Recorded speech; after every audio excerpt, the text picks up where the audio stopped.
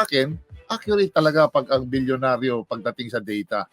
Okay yan, pare, kung interesado sila. But yung farm team na yan, pare, if you allow them,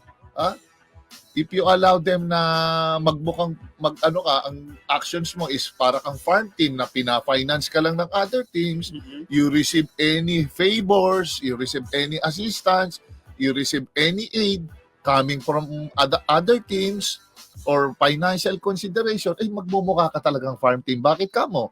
Because yung utang na loob. So, syempre, pag merong pare, tulungan kita ngayon, pero baka pwede kong kunin sa susunod na drafting yung first round or second round mo, kailangan ko lang, ganito.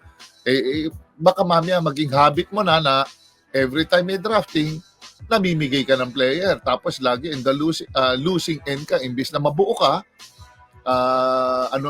nababawasan ka. Which is, nalulugi ka, imagine, nag-uumpisa ka pa lang.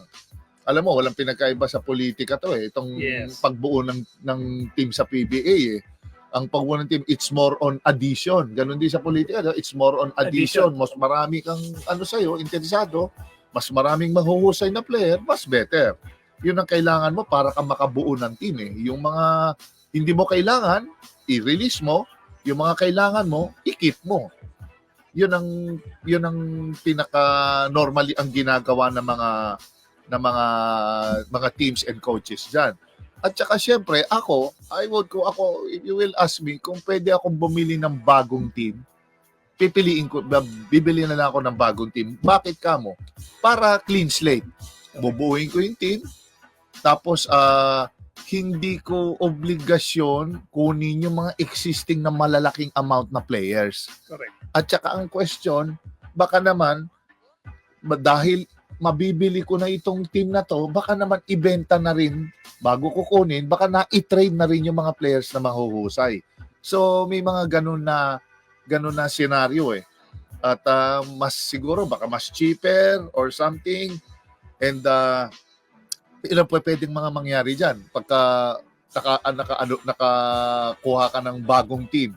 Yun lang nga talaga ang downside niyan, pare, is wala kang magme-mentor do sa mga bagong papasok na player. Medyo mangangapa yung mga rookie teams. Yun yung sinasabi lang, kailangan magmamatrikula ka muna. Pag bago ka sali sa PBA, nako, iba ang laban dyan. Kung baksaw na alam nila, medyo uulamin ka nga dyan, may term sila dyan, mga bago to, bagong salta to. Kaya nga kailangan mo minsan dyan, kung pwedeng maglagay ka ng enforcer, maglagay ka ng mga matitinding panlaban agad ng mga veterano na hindi sakit sa ulo, na they will willing to mentor yung mga rookie players, willing to impart their knowledge, at the same time they can still play. Yun ang maganda kung fresh start yung team na yon.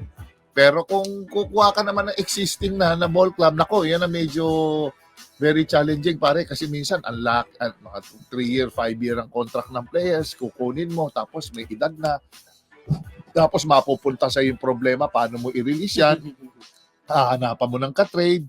So maraming challenges pagka kumuha ka ng ganung team.